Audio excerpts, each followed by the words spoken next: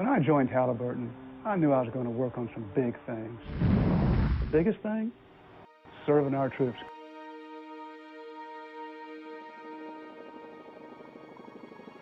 I enlisted in the U.S. Army at the age of 17. My grandfather fought in World War II, Korea, and Vietnam. My father was an Army captain. I re-enlisted after September 11th out of a sense of duty, and I was deployed to Iraq.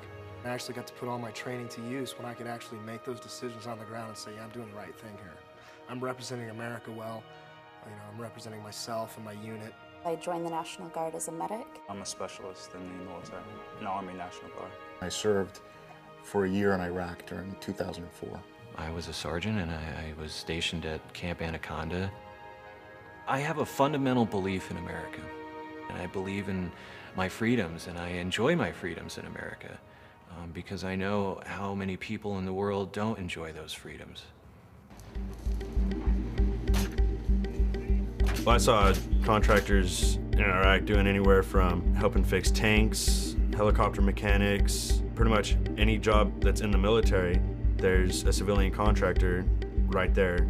Defense contractors are indispensable. We need them to do the things that our small military can no longer do for itself. But there's no honest control. Many soldiers were dissatisfied with the quality of the dining hall facilities and the PX and the laundry. And we had read that KBR had been fined millions of dollars for overcharging for meals that were never served. And I think a lot of us felt gypped. We felt gypped by AT&T charging such a high rate to call home. We felt gypped by the laundry, not returning our clothes. And so it was kind of the accumulation of all these small gripes and complaints that really led us to have, in my experience, a very negative impression of the private services in Iraq. There was so much money being given away over there to contractors. I mean, there were jobs that didn't even need to be there. Here we saw these private contractors doing a job that was the same or less difficult than we were doing, and they're getting paid $120,000 a year. Meanwhile, a lot of people in my unit were struggling just to pay bills back at home. It was a source of anger and tension amongst a lot of the people there.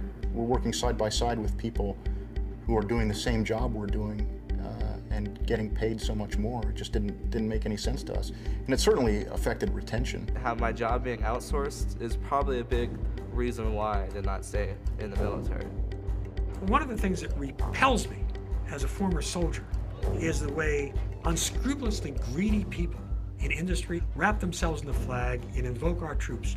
Nothing's too good for our troops. The troops increasingly get what defense industry wants to sell them rather than what they genuinely need. Soldiers felt were resentful of having to protect private industry. Resentment that they had to go on an extra mission or they had to expose themselves to additional risk for something they considered inessential, basically, that they didn't feel it was a military necessity. No matter what you did in the military, you would turn to a bodyguard and have to watch over the civilians.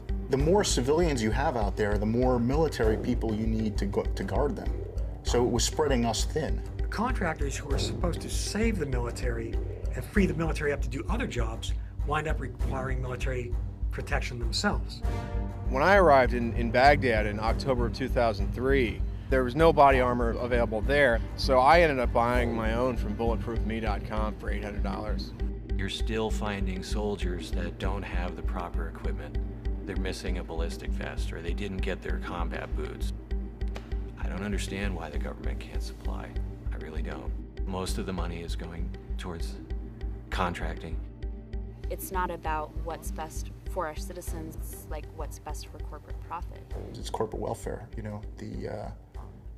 the administration is just pushing money at these contractors as fast as they can.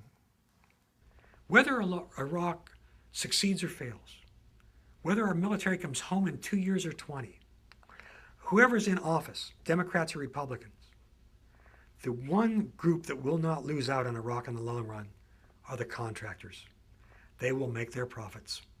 A war shouldn't be about a way to make money for a certain corporation. It should be about fighting the cause. The profiteering that is going on over there, I think, is highly demoralizing to soldiers. I don't know how else to put it. You get this attitude like, well, why should I care? I volunteered to be a soldier. I was there doing my job as I understood it, that I had sworn oath to do. But to see the profiteering and to see the corporate influence in everything, it kind of makes a soldier, made this soldier feel like I'm not sure if I'm doing the right thing here.